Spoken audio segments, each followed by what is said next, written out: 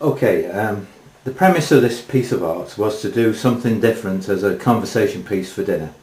And these people that I've done this for, Sue and Paul, you can't do flowers and kittens for them. So I decided to do something different, and the premise was whatever mood I was in on the night is what I created.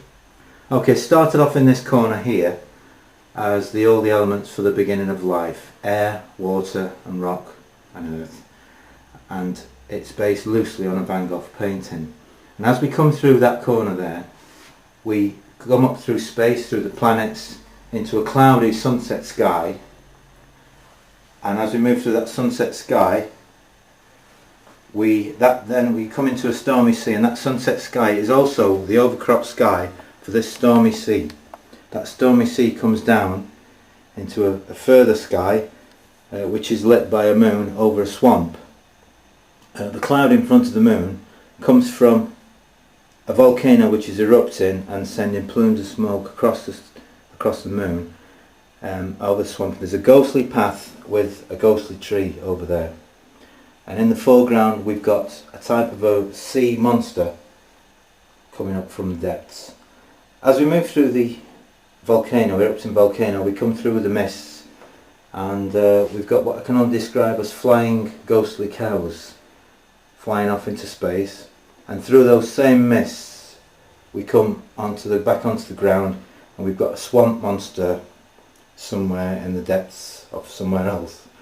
As we come through the misty area, we come through it into a cornfield, and sitting at the cornfield under a tree we've got Death having a picnic with his scythe, and he reminds us all with the timers and the hourglasses in the trees with sand running through them that we were all running out of time, basically, just to remind us that we have a certain amount of time on this earth.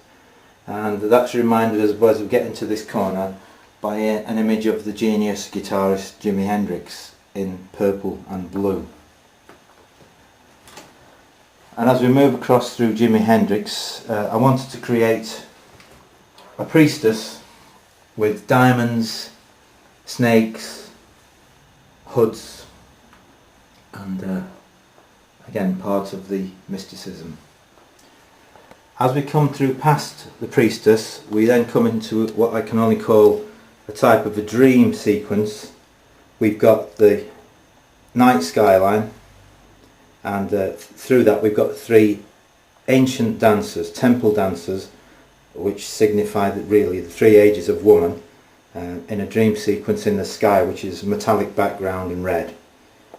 And as we move through these ancient dancers here, we then come into another space, time in space, which is an ancient world with a flying comet, ancient comet, and a mechanical winged horse made of gold and brass rivets. From that section then we come through to what I can only describe as a mishmash of different images. You've got a dragon which you can only see from certain angles, devil's head, and in that lot there is what I can describe, as I said before, a mishmash of images, lots of faces, lots of eyes hidden in there depending on the light, depending on the angle you look at them. And we move on back through to the very beginning again. Now that sunset sky that is there from both ways up is also the entrance into an inner underground world.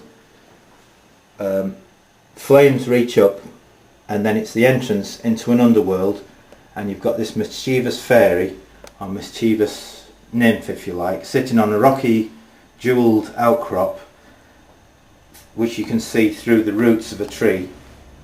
The roots of that tree also are at the base of this wizard's cloak. Now this all-seeing wizard, this wise wizard, is also standing in front of a full moon. Okay, this table is now completed. It's now covered in a piece of plate glass and is used for evening meals as a talking point.